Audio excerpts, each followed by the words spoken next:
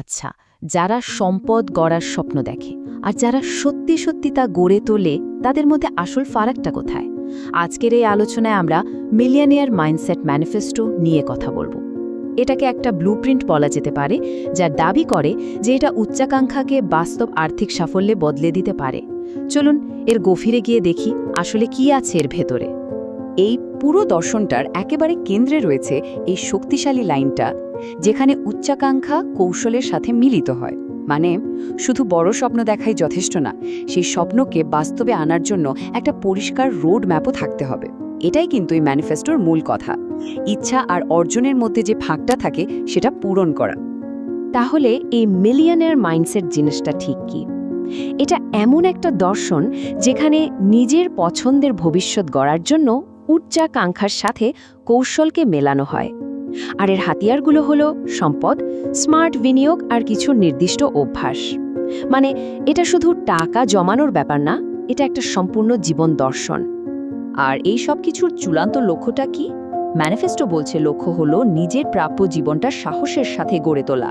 এটা একটা খুব পরিষ্কার আর অনুপ্রেরণাদায়ক একটা গন্তব্য ঠিক করে দেয়, যা এই ব্লুপ্রিন্ট যারা অনুসরণ করবে তাদের জন্য একটা বাতিঘরের মতো কাজ করে। তো এই ম্যানিফেস্টো তার ভিত্তিটা কিভাবে তৈরি করে? চলুন সেই 4টা মূল স্তম্ভকে ভেঙে দেখা যাক, যার উপর সব আর্থিক সাফল্য দাঁড়িয়ে আছে বলে এখানে দাবি করা হয়। প্রথম স্তম্ভটা হলো সম্পদের আসল রহস্যটা বোঝা।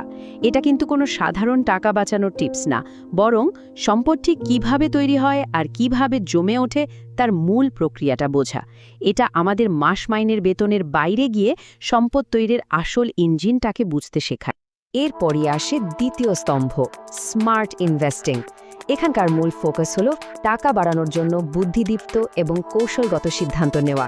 শুধু টাকা জমানো নয়, বরং সেই জমানো টাকাকে কিভাবে কাজে লাগিয়ে আরও সম্পদ তৈরি করা যায়, সেটাই এখানে আসল কথা।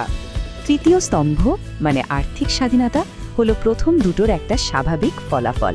ভাবুন তো একবার, এমন একটা পর্যায়ে পৌঁছানো যেখানে আয়ের জন্য কোনো গতানুগতিক চাকরির উপর নির্ভর করতে হচ্ছে না। এটা কিন্তু শুধু কাজ না করার ব্যাপার নয়, এটা হলো নিজের পছন্দমতো সিদ্ধান্ত নেওয়ার ক্ষমতা থাকা। কিভাবে সময় কাটবে, কোন স্বপ্নের পেছনে ছোটা হবে, আর জীবনের শর্তগুলো নিজেই ঠিক করা।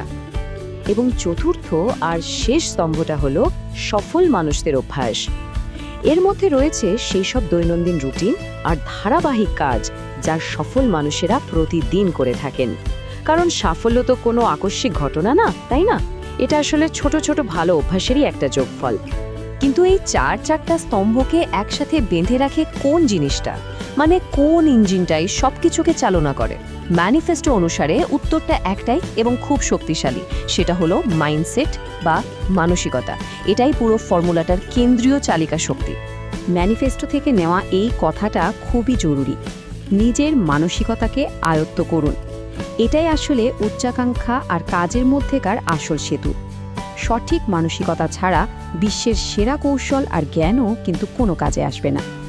ব্যাপারটা অনেকটা এরকম, ধরুন আপনার কাছে একটা হাই পারফরমেন্স গাড়ি আছে, কিন্তু সেটার চাবিটাই নেই। আর এটাই আমাদের নিয়ে আসে ম্যানিফেস্টোর মূল দর্শনের দিকে, একটা শক্তিশালী দ্বৈত ধারণা, যাকে সংক্ষেপে বলা যায় চিন্তা করুন ধনীদের মতো আর কাজ করুন স্মার্টলি। এই স্লাইডটা এই দ্বৈত দর্শনকে খুব ভালোভাবে দেখাচ্ছে। চিন্তা করুন ধনীদের মতো, এটা হলো ভেতরের খেলা, মানে নিজের মানসিকতাকে তৈরি করা আর ভবিষ্যতের জন্য পরিকল্পনা করা। অন্যদিকে কাজ করুন স্মার্টলি হলো সেটার বাইরের প্রয়োগ, শক্তিশালী অভ্যাস গড়ে তোলা আর বর্তমানে স্মার্টলি বিনিয়োগ করা। একটা হলো কৌশল, অন্যটা তার বাস্তবায়ন। সফল হতে গেলে কিন্তু দুটোই লাগবে।